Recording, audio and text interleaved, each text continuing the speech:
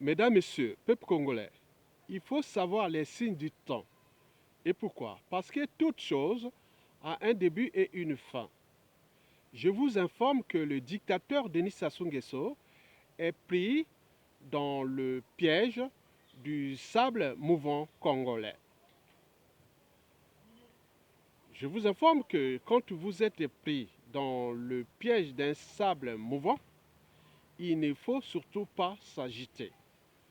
Plus vous agitez, plus vous vous agitez, plus vous vous enfoncez.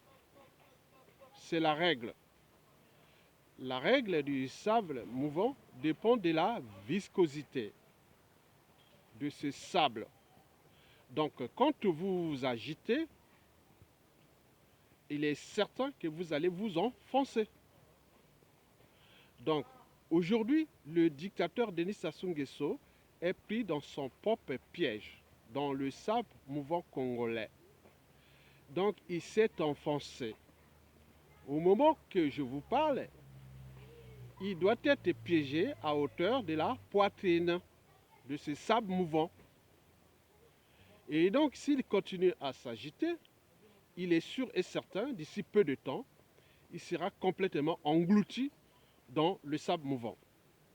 Et donc, ce sable mouvant a commencé à piéger le dictateur depuis son coup d'État constitutionnel de 2015. Puis, le hold-up électoral de 2016, le terrorisme d'État dans le pool, et n'oublions pas tous les indicateurs macroéconomiques qui sont au rouge. Un pays en faillite, en mort clinique, surendetté pour rien. Donc Sassou Nguesso s'est considérablement enfoncé. Donc il cherche de l'aide. Il est d'abord venu voir du côté de la France-Afrique ou de la France. Mais il me semble que la France et la France-Afrique lui a donné une condition.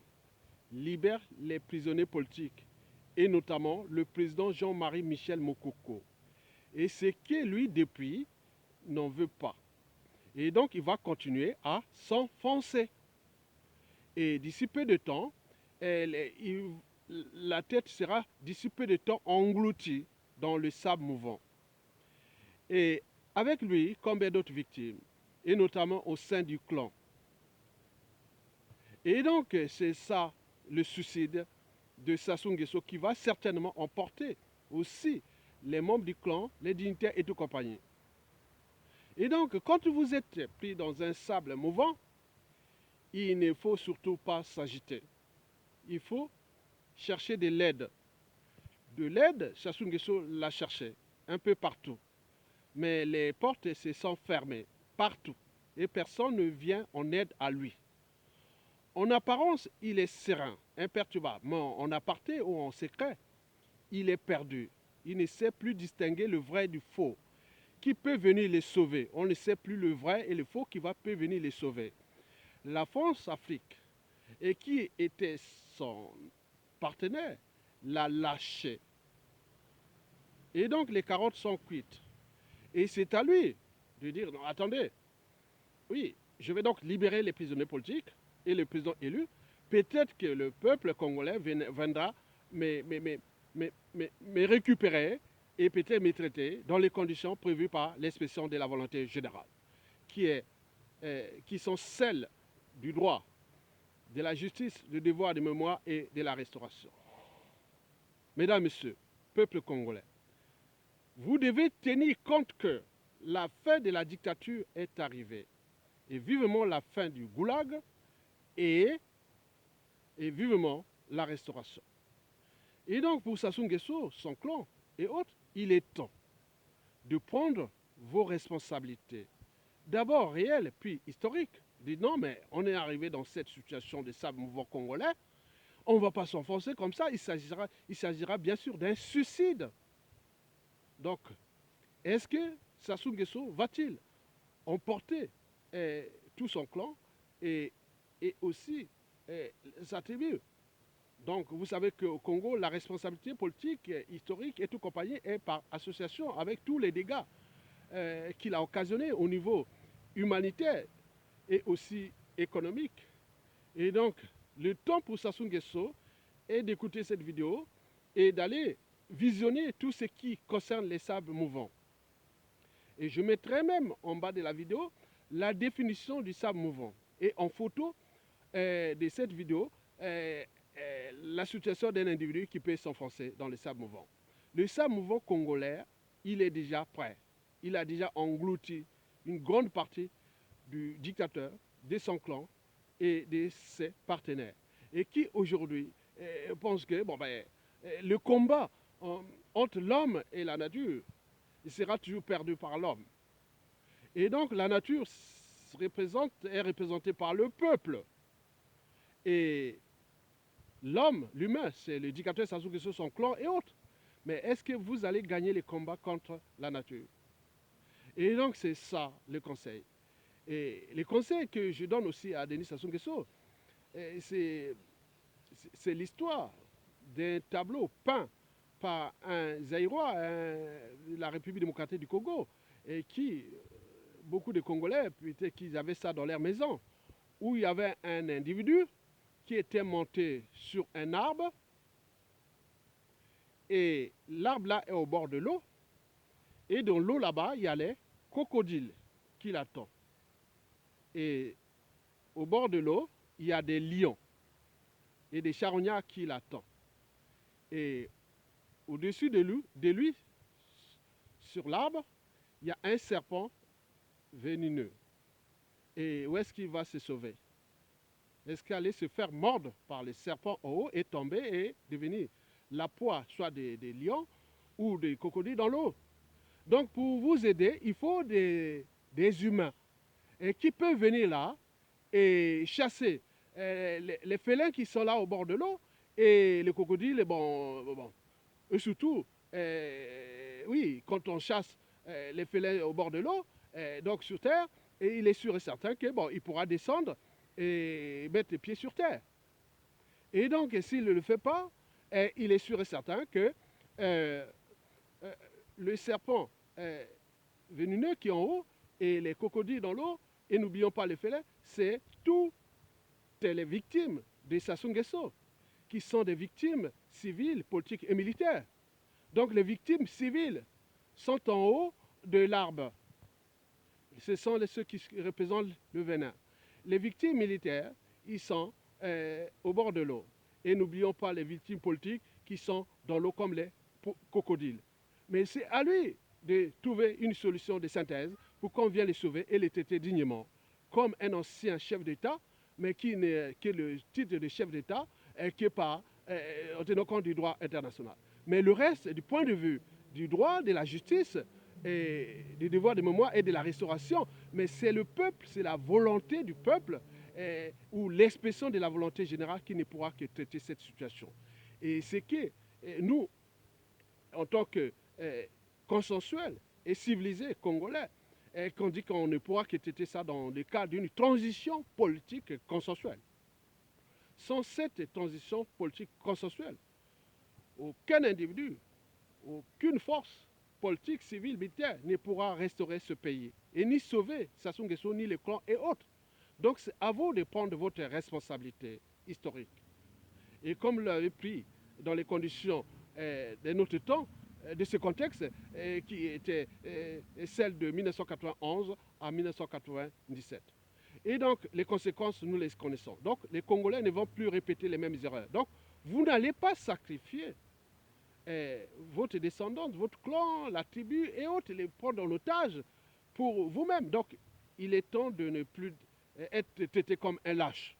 Donc, la paix des braves va consister à dire non, j'annonce aujourd'hui, je dois quitter le pouvoir et il y a un préalable, c'est-à-dire libérer les prisonniers politiques, trouver une commission ad hoc pour trouver le consensus d'une transition pacifique et consensuelle pour que nous puissions ensemble restaurer ce pays.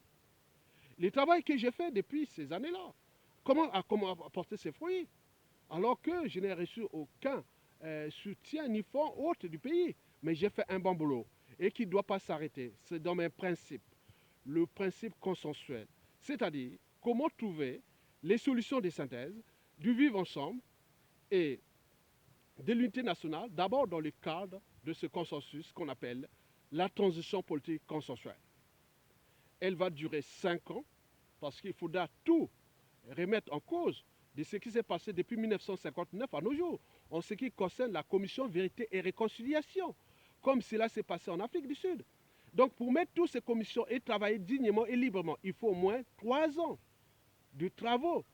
Pourquoi se précipiter à faire une transition politique vite fait, et comme cela s'est passé en 1991, 92, on connaît aujourd'hui les conséquences. Et donc nous cherchons cet équilibre de la paix. Hein. La paix va passer par cette commission Vérité et Réconciliation. Et à partir de là, nous pourrons trouver les solutions de réparation, de restauration et tout sur le plan des victimes qui sont du nord au sud, de l'est à l'ouest. Et après, il faudra mettre les solutions pour les états généraux, les audits de l'État. Qu'est-ce qui n'a pas fonctionné? Mais pas qu'à cause de vos mandatures, mais on va tenir compte de tout cet ensemble-là depuis 1959 à nos jours.